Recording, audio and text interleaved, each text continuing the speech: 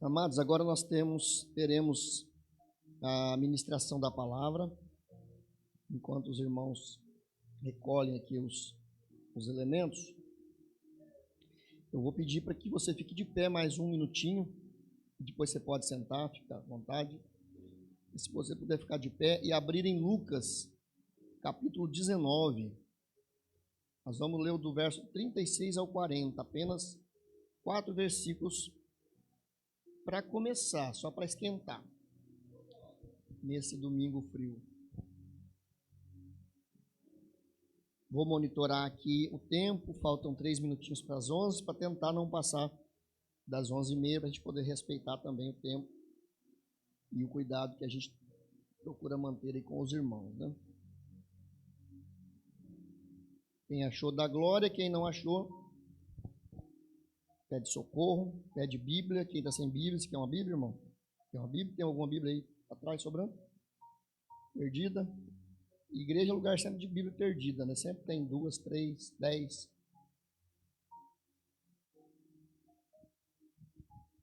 Muito bem. O texto de Lucas 19, 36 ao 40, o título desse trecho aqui, ele vai dizer assim: a entrada triunfal de Jesus em Jerusalém. E a partir do 36 ele vai dizer o seguinte: indo ele, estendiam no caminho as suas vestes, e quando se aproximava da descida do Monte das Oliveiras, toda a multidão dos discípulos passou jubilosa a louvar a Deus em alta voz por todos os milagres que tinham visto, dizendo: bendito é o Rei que vem em nome do Senhor. Paz no céu e glória nas maiores alturas, diz a minha versão. Ora, alguns dos fariseus lhe disseram em meio à multidão: mestre, repreende os teus discípulos. Mas ele lhe respondeu: asseguro-vos que se estes se calarem, as próprias pedras clamarão. Senhor, nosso Deus e Pai, aqui mais uma vez está a tua palavra diante da tua igreja, Senhor. Que não seja eu a ministrar, mas que o Espírito Santo possa ministrar essa palavra aos corações aqui presentes, Senhor, aqueles que nos assistem pela internet também, ou ainda assistirão. Nós não sabemos a dimensão de onde isso pode chegar hoje ou daqui a 100 anos, ó Deus, mas que onde que essa palavra ecoar, Senhor, que possa produzir vida, possa produzir salvação, possa produzir esclarecimento a respeito da sua vontade, Jesus. Assim nós oramos nessa manhã e agradecemos em nome de Jesus. Podem assentar-se, por favor.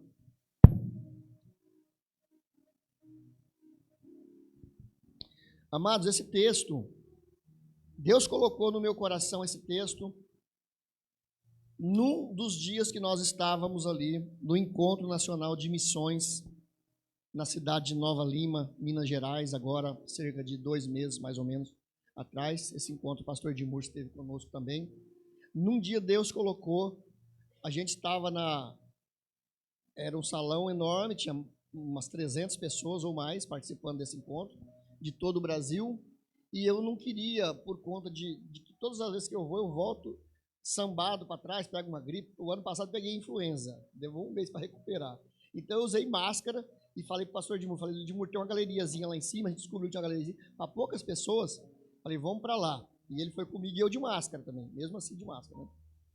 E ali olhando, em um determinado momento, olhando aquela multidão ali, toda envolvida, apaixonada por missões, ali louvando, ministrando, e eu comecei a contemplar ali a beleza de Deus naquelas pessoas ali, adorando num momento missionário, que eu acho que é uma das áreas fundamentais da igreja, né? Considero uma das áreas fundamentais da igreja.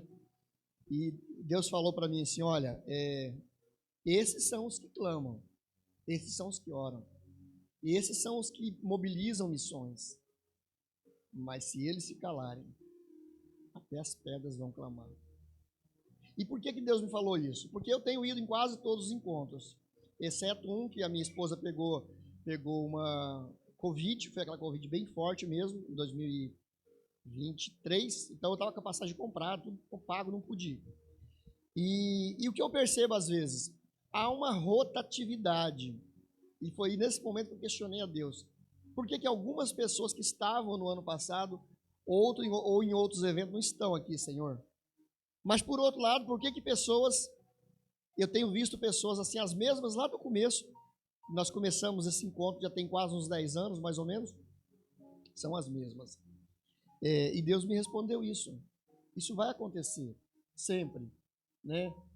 Porque nem todo mundo tem o entendimento, nem todo mundo tem a perseverança, né? E eu comecei a meditar, então, a partir dessa ideia que o Senhor me deu, né? Dessa palavra, eu comecei a meditar, aqui está meio baixo, que eu vou ter que ler algumas coisas, mas se tivesse aquele menorzinho para colocar aqui do lado. Então, quando eu li esse texto, ele me trouxe algumas reflexões, né? Alguns exemplos de como a ideia de pedra está presente na cultura, naquela cultura. Jesus estava falando aquilo de uma cultura, né? Então, a gente vai ver, por exemplo, que em Josué, eu vou citar aqui alguns textos bíblicos, você pode ler, não vai dar tempo de ler tudo, você pode olhar rapidamente, você pode anotar para depois ler. A gente vai ver lá em Josué 4, do 20 ao 24, a gente vai ver que Jacó, né, ele vai erguer um Gilgal memorial ao atravessar o Jordão, como sinal perpétuo da ação de Deus.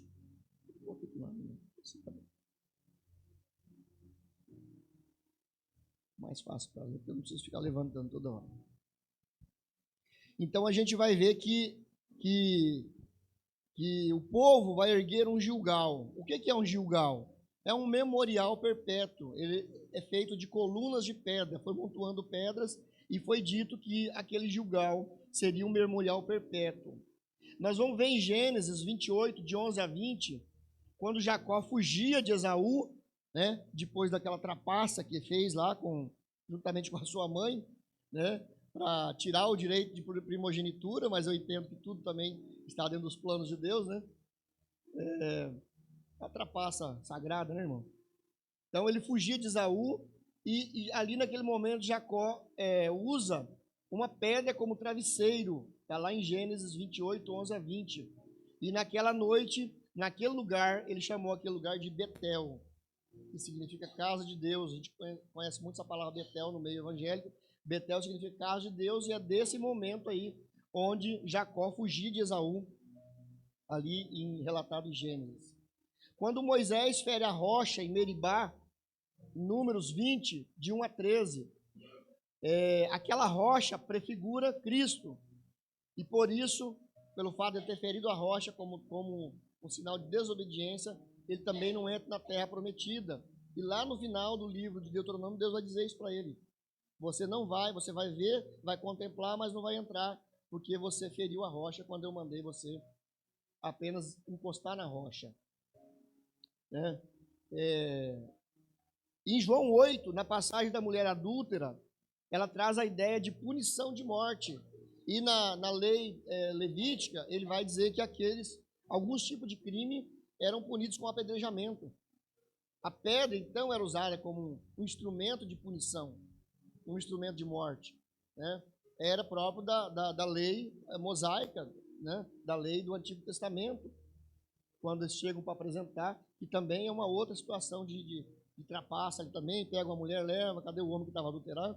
A palavra dizia que tinha que levar o homem junto, né? Eles queriam mesmo era pegar Jesus em alguma contradição, a gente sabe muito bem isso, né? Em Mateus 13, de 3 a 8, Jesus vai falar de uma parte da semente que caiu em solo pedregoso. Estou falando bastante de pedra, aqui citando alguns exemplos, para a gente chegar na exposição do sermão, vocês vão entender, já já. E Mateus 18, quando Jesus pergunta para os discípulos, né? E vós, quem dizeis que eu sou? Então Pedro vai dizer: tu és o Cristo, o Filho de Deus vivo. E Jesus fala para ele: então, quem te revelou isso não foi meu Pai, mas eu te digo que tu és Pedro, e sobre essa pedra edificarei a minha igreja. Também um texto bastante polêmico, né? Onde o catolicismo acha que a frase de Pedro é a igreja. Não é. Jesus vai dizer para ele a declaração de Pedro sobre a rocha que era ele, que era Cristo. Há um jogo, um trocadilho de palavras aqui, e no original grego a gente vai ver que tem uma diferença, né? para a palavra pedra, tanto na pergunta de Jesus como na resposta de Pedro, muda no original grego, para quem estuda o grego, né? Por fim, cumprindo a profecia de Isaías, Isaías 28 vai apontar para Jesus como a pedra angular, a pedra de esquina sobre a qual todo edifício construído será próspero. Então a gente vai ver aqui, né, que a noção de pedra, da palavra pedra, ela era muito familiarizada no contexto daquela época, no contexto judeu, daquele povo, dos fariseus, né? Tanto na geografia, que a geografia de Israel é uma geografia pedregosa, é um terreno ruim, a gente sabe disso, né? Nós vamos ver isso na agricultura, e quando Jesus fala, né, algumas pedras caíram no solo pedregoso, está falando da geografia também, né, e da agricultura de Israel, e também na questão teológica, na questão da teologia, onde a pedra era um instrumento utilizado para a punição de alguns crimes, o crime de adultério era um deles, né? Isso está lá bem especificado em João 8. E qual a conclusão, então, ao refletir sobre essa questão da pedra no contexto judeu, né? A gente vai ver que a pedra, ela estava intimamente ligado. E tão ligado, Deus falou comigo, e tão ligado, que o coração daquelas pessoas se tornaram em pedra. Você vai ver alguns profetas falando isso, Deus falando através de alguns profetas, mas eu tornei o coração desse povo duro como uma pedra. E o próprio Jesus depois vai repetir isso também, sobre a dureza dos corações, de pessoas que viviam num contexto de pedra, que maioria das vezes representavam dificuldade, morte, punição, dureza do dia a dia, e parece que aquele povo se tornou assim como aquelas pedras, né? Por isso que Jesus vai responder: se eles se calarem, as próprias pedras clamarão. Ou seja, aquilo que vocês conhecem, que vocês já têm entendimento, parece que vocês se tornou igual a elas. Parece que vocês se tornou igual às pedras. A resposta de Jesus está dentro desse contexto. Não deixe eles parar de clamar. Porque se eles não clamar, as pedras vão clamar. Então, amados, eu queria trazer nessa manhã, eu trouxe essa abordagem inicial para a gente poder entender essa fala de Jesus. Se eles se calarem, as próprias pedras clamarão. Então eu queria trazer para vocês nessa manhã 5 impedimentos para nós não cumprirmos o ID. Porque de repente, nós estamos dizendo também para aqueles que querem fazer a obra, não param de fazer a obra, parem. Jesus manda parar, estão fazendo alvoroço, estão gritando, estão provocando isso, aquilo outro. No caso da moça que morreu lá no vulcão, essa semana, né, foi bem divulgado, acho que foi semana passada, foi bem falado, divulgado, estão falando, estão ecoando isso até hoje. Fiquei triste, sim, porque é uma perda, né? Não conhecia, toda perda a gente fica triste como cristão. Mas eu comecei a pensar o seguinte: a Indonésia está na lista dos países que mais perseguem cristãos no mundo. Está na lista, nós fizemos menção aqui recentemente do DIP, né? O Dia da Igreja Perseguida. E a Indonésia é um país com mais de 80% muçulmanos. Eles perseguem cristãos, matam cristãos, torturam, estupram, violentam, todo tipo de perseguição. Fiquei pensando que morte mais sem sentido, né? Não tirando, volto a dizer aqui, né, o respeito, a comoção pela pessoa, pela família, mas eu fico pensando, né? Se fosse um cristão ali, naquele país de perseguição, morreu porque estava sendo perseguido, que glória que seria, que alegria, que propósito que seria. Essa pessoa teria dado um propósito para a vida dele. Morrer por amor a Cristo. Morrer por anunciar o Evangelho. Por pregar a Cristo. E qualquer cristão que vai para aquele país, ele corre um sério risco de morrer. Às vezes de morte terrível, de morte cruel. Mas aquela moça estava aí passeando, escorregou, segundo o que dizem, né? Está escrito, por aí estão falando. Escorregou, caiu, foi caindo cada vez mais, ficou ali agonizando, sozinha. Qual o propósito disso? Qual o propósito? Então Jesus vai falar, se vocês não clamarem, as próprias pedras clamarão. E nos traz uma reflexão do nosso estilo de vida, do nosso modelo de vida. O primeiro ponto, que às vezes nós dizemos assim, a minha tradição religiosa, ela não concorda que eu devo anunciar, que eu devo pregar, que eu devo evangelizar. Na minha tradição religiosa não precisa. Na minha igreja nós não temos essa prática. Nós acreditamos que alguns já nasceram predestinados para a salvação e outros para a perdição eterna. O próprio Deus se encarrega de salvar seus eleitos. É o que uns dizem. Se não fosse assim, por que tantas guerras? Por que tantas pessoas morrendo à nossa volta todos os dias? Você já ouviu isso? As pessoas falam isso o tempo todo. Até cristãos.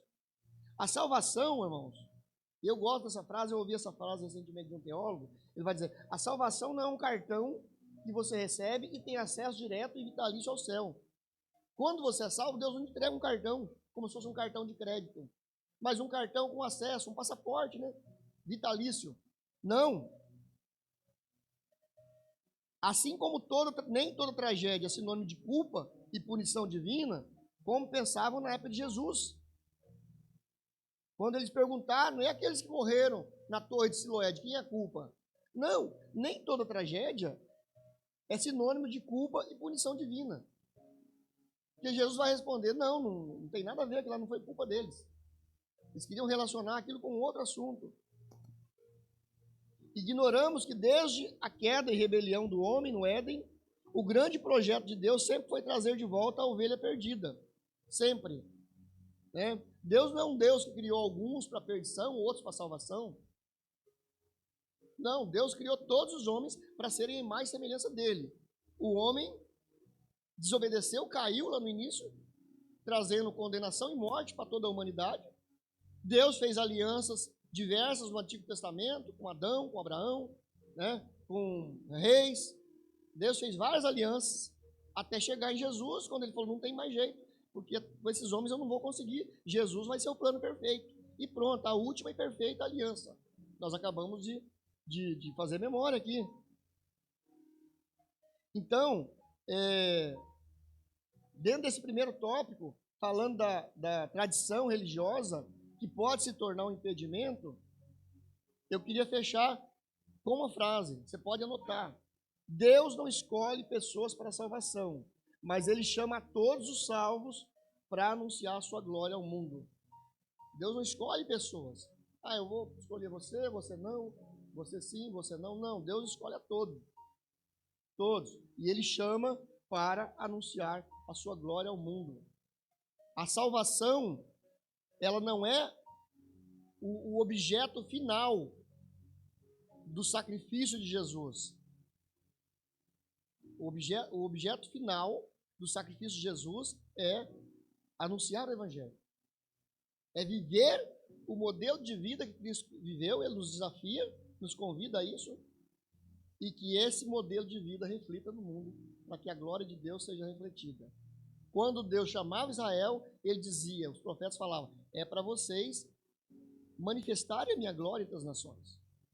E a gente olha hoje para a nossa vida, o nosso estilo de vida, o estilo do cristianismo que tem hoje, e a pergunta é, está refletindo a glória de Deus? Esse cristianismo que a igreja está vivendo hoje, e aqui me entendo, macro igreja, tá? Não estou falando de denominação A, B ou C, ela está refletindo a glória de Deus? Talvez sua resposta seja não. Talvez, como a minha. Mas aí eu pergunto, então eu estou vivendo para refletir a glória de Deus? Então Deus não escolhe pessoas para a salvação, mas Ele chama todos os salvos para anunciar sua glória ao mundo. Toda a vida e obra de Cristo, Ele converge para anunciar o reino de Deus. Porque senão, se a gente pensar diferente, Ele vai dizer assim, Jesus já me aceitou, eu aceitei a Ele, está tudo tranquilo, maravilha, glória a Deus, estou salvo, levo minha vida religiosa, vou para a igreja, faço minhas orações, está tudo tranquilo. Quando chega lá, apresenta o cartão, apresenta o passaporte. Mas se nós pensarmos dessa forma, e como será a geração futura? E as outras? E as outras? E as outras? Quando Jesus disse, se o grão de trigo caindo na terra não morrer, fica ele só. Mas quando ele morre, ele dá muito fruto. É disso que Jesus está falando. Número 2, a nossa condição econômica ou status, né? Eu vi muito isso na minha vida, na minha caminhada. Pessoas que chegam na igreja, e é curioso, eu vou contar um dado curioso. Quando eu me converti há 30 anos na Igreja Batista do Parque América, em São Paulo, se alguém tiver assistido aqui, da Igreja Batista, glória a Deus, a gente chegava na igreja, uma igreja de 700 membros, você podia contar ali que nem 5% tinha carro. E era aqueles carros velhos sambados, né? Que tinha mais massa do que tudo. Eu tinha um Voyage, minha filha brinca até hoje, parece que dava medo que o assoalho dele ia cair quando andava o carro. Eram os carros velhos. Eu voltei lá depois de uns 20 anos, já estava em Campinas, já era membro da Igreja Nazarena, fui convidado para pregar lá, nessa igreja, e eu cheguei lá, irmão, não tinha lugar para pôr carro. E era tudo carro novo. Tudo carrão bom, assim, nesses que tem aqui no estacionamento. Não era mais aqueles pau velho que tinha da minha época. Então, o que acontece? Deus faz prosperar. Deus enriquece o teu povo. Deus enriquece a sua igreja. Uma igreja fiel, uma igreja dizimista, uma igreja que investe no reino, uma igreja maravilhosa. Né? Só estou na Nazareno porque não tinha aquela aqui em Campinas. Mas Deus me trouxe para um lugar melhor, que é a igreja do Nazareno. Amém? Mas uma igreja abençoada. O que eu quero dizer com isso? Muitas pessoas vêm para a igreja, às vezes está tudo arrebentado, né, do ponto de vista financeiro falando. Ninguém deve vir para a igreja procurar dinheiro ou riqueza, mas vai acontecer, Deus vai abençoar. Né? E daqui a pouco o cara comprei uma chácara, vou ficar mais tempo na minha chácara agora. Comprei um apartamento lá no Guarujá, vou ficar mais tempo no Guarujá. Né? Então as pessoas começam a subir para a cabeça a condição econômica ou social. Aí muitos vão dizer assim, eu sou um médico, pastor. Sou um médico importante, famoso, dou aula na Unicamp. Todo mundo me conhece no Brasil, dou palestra. E se alguém me vê conversando com um morador de rua, com um mendigo, com um usuário de droga, o que vão pensar de mim? Será que só eu que já vi isso na minha vida? Jesus nos deu exemplo, conversando com uma samaritana lá em João 4, e ele desvia o curso dele de propósito para conversar com a samaritana. E o texto vai dizer, entre parênteses, porque os judeus não se comunicavam com os samaritanos. Tem todo um histórico aí, um pano de fundo, não vou entrar em detalhes agora, mas o fato é que não podia conversar, e muito menos um homem conversar com uma mulher sozinho, naquele contexto cultural. Jesus conversou com o endemoniado, comeu num ambiente onde tinha prostituta, lavou os pés dos discípulos. No rol dos seus discípulos tinha pescadores, mas também tinha pessoas importantes da sociedade. Era muito heterogêneo aquele grupo de Jesus. Eu amo missões, um dos motivos que eu amo missões é porque no campo missionário Deus nivela a todos.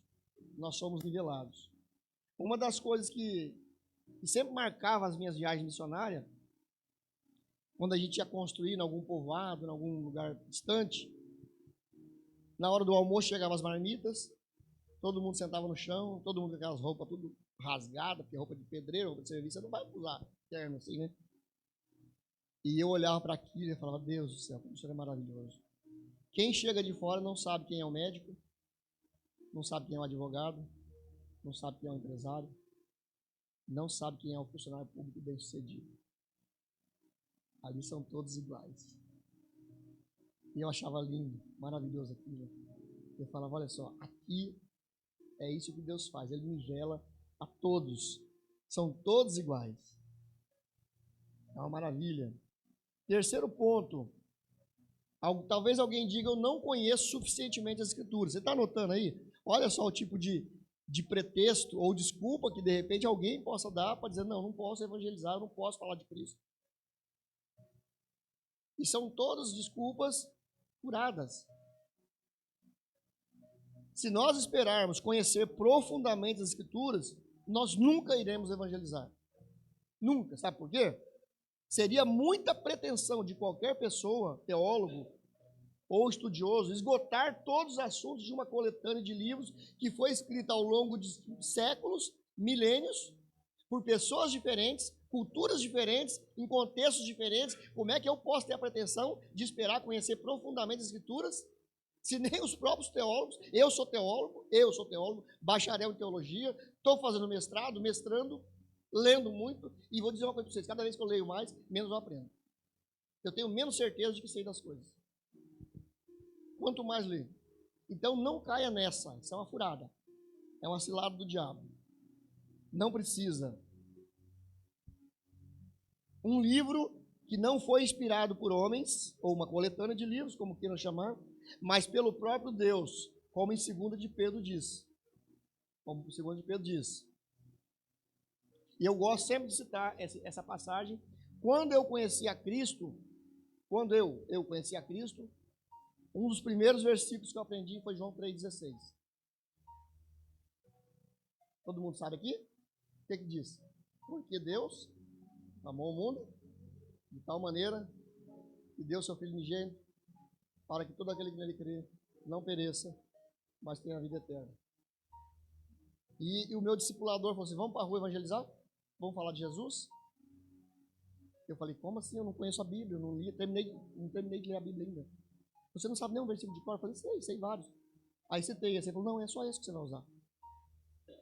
Cada vez que você bater na casa, você vai falar isso aí. E deixa o Espírito Santo falar.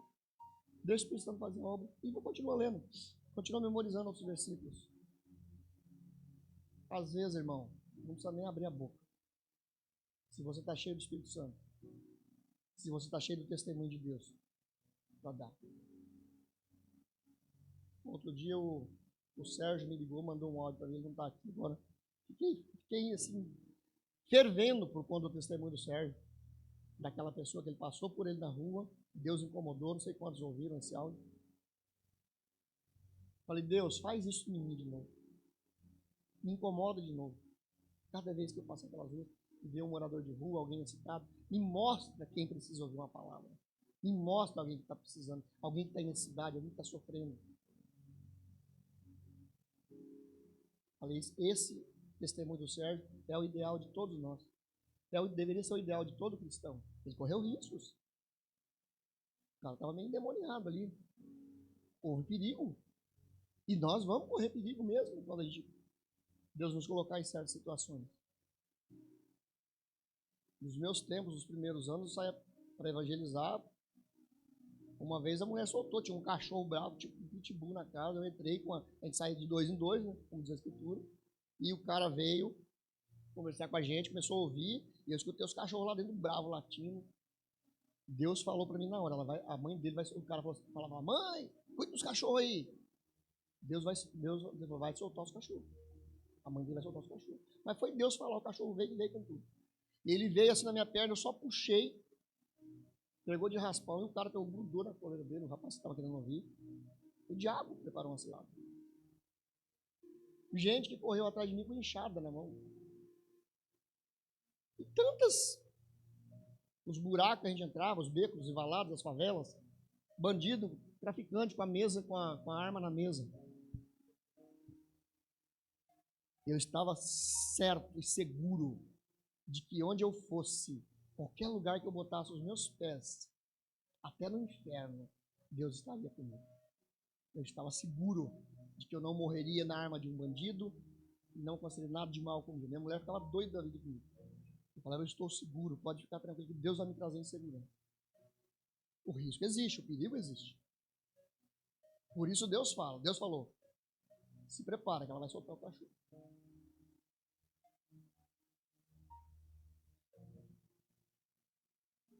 Deus só precisa de corações cheios do Espírito Santo e mãos estendidas que digam: eis-me aqui.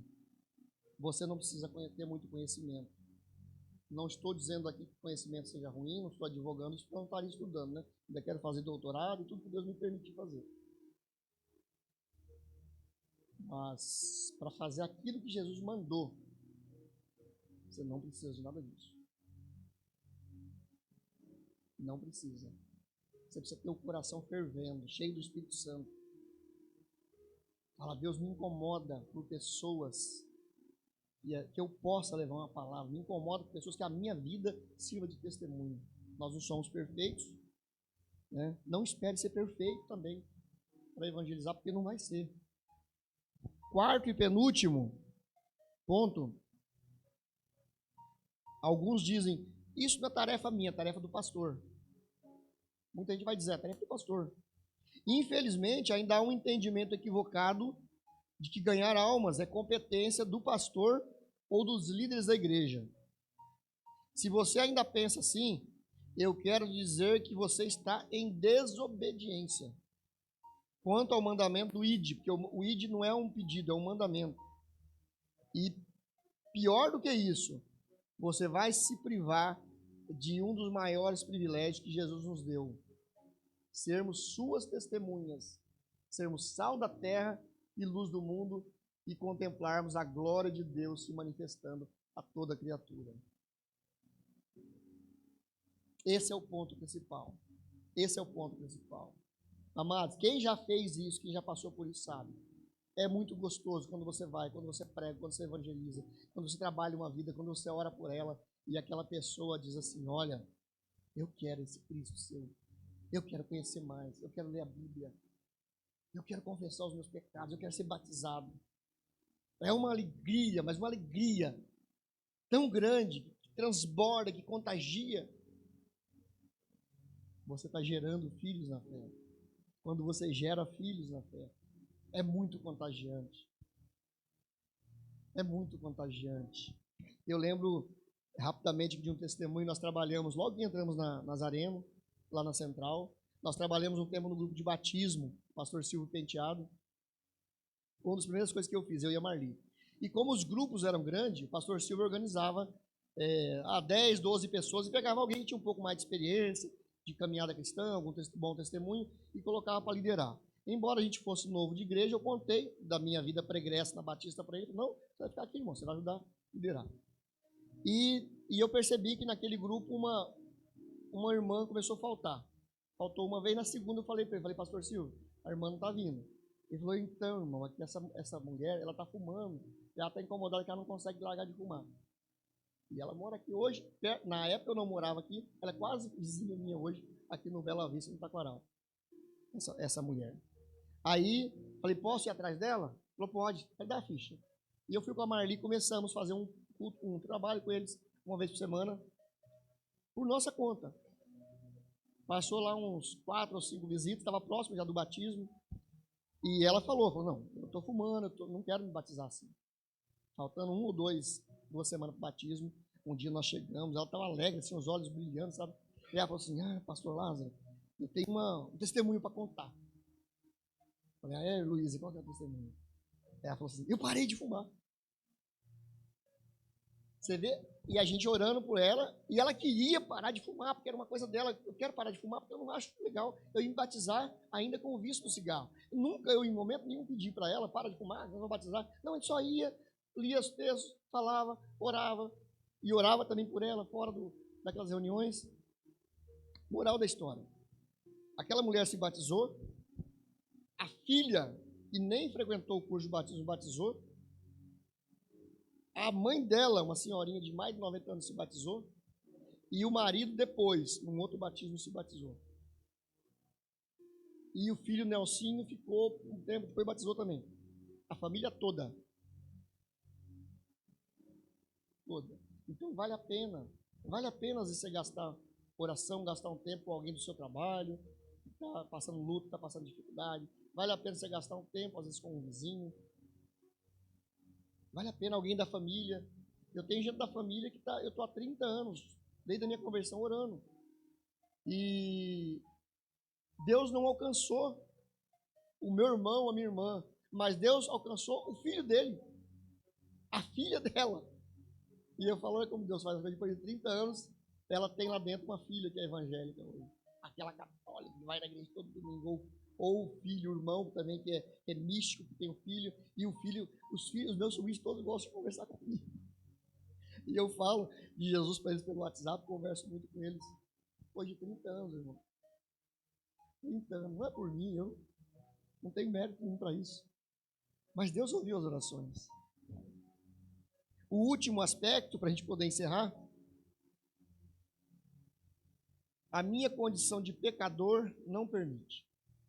Esse eu acho que é o principal ponto que a gente olha muito para a gente e espera ser perfeito para começar a evangelizar. Se a gente esperar ser perfeito para evangelizar, nós não vamos evangelizar nunca. As pessoas não vão conhecer a Cristo nunca. E aqui nesse mundo nós não vamos ser perfeitos nunca. Nós vamos ser perfeitos na glorificação. Nós podemos cada vez mais nos tornar parecidos com Cristo, e esse é o nosso ideal, é buscar isso. A santidade, a vida de santidade. Deus usou, se a gente olhar pela própria história da igreja, desde o Antigo Testamento, Deus usou pessoas imperfeitas. Deus usou pessoas improváveis. Eu fico olhando para Moisés matou um cara, matou um egípcio, fugiu lá para a parentela dele, lá em Midian. Ele estava inquieto com a ideia do Deus invisível, ele já tinha ouvido falar no Egito, e ali reforçou aquela ideia. E a mulher dele falando que o Deus estava naquele monte, ele vai curiosamente, sobe no monte, e Deus chama Moisés, e Moisés, assim, não quero, não posso, sou boca dura, sou isso, aquilo. Deus escolhe pessoas improváveis. Eu olho para mim, todo dia eu falo, eu não mereço. Eu não sou digno, mas eu sou um improvável. Então você tem que ter essa consciência de que você é um improvável. Mas Deus usa os improváveis. Porque Deus não é certinho. Deus não age dentro da caixa. A teologia tenta colocar Deus numa caixa. E eu acho maravilhoso assim Deus. Quando a gente tenta colocar Ele numa caixa, Ele olha para a gente e fala assim, estou fora. Aí você tenta de novo e fala, e agora eu estou aqui, eu não estou nessa caixa que você fez. A misericórdia e a graça de Deus são incompreensíveis para o ser humano.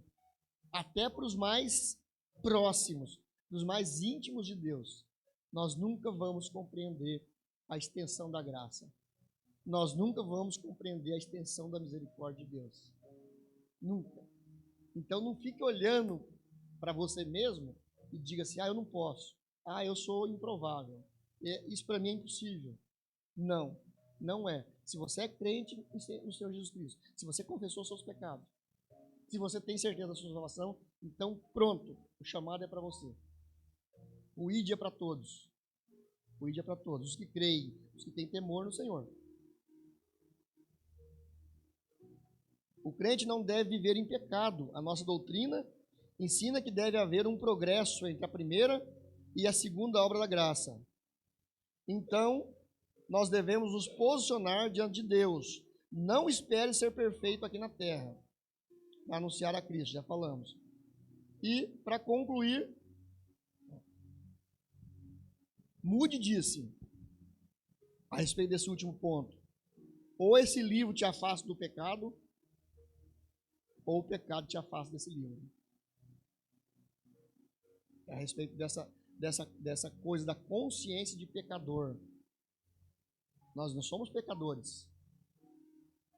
Nós não somos pecadores salvos. Nós somos salvos sujeitos ao pecado. Mas com temor e reverência, entendendo que nós sempre devemos ajoelhar e pedir perdão a Deus e recolocar a nossa vida em ordem de novo. Então não deixe uma pedra pregar no seu lugar, irmão. Deus nos chamou com um propósito. Evangelizar não é para os mais santos, nem para os mais qualificados, os mais intelectuais, não é só para pastores, não é para pobre miserável. É só para pobre miserável, aí eu sou um cara importante, eu não preciso evangelizar.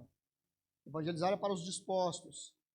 Quebrar essas barreiras começa com o coração quebrantado e disponível. Amém? Vamos nos colocar de pé para encerrarmos esse tempo. Vou chamar aqui a pastora Carmelo, ela vai orar para encerrarmos esse culto e dar a bênção apostólica. Glória a Deus. Você foi abençoado? Amém. Glória a Deus. Glória a Deus por esta palavra abençoada, do ide pregai a palavra de Deus.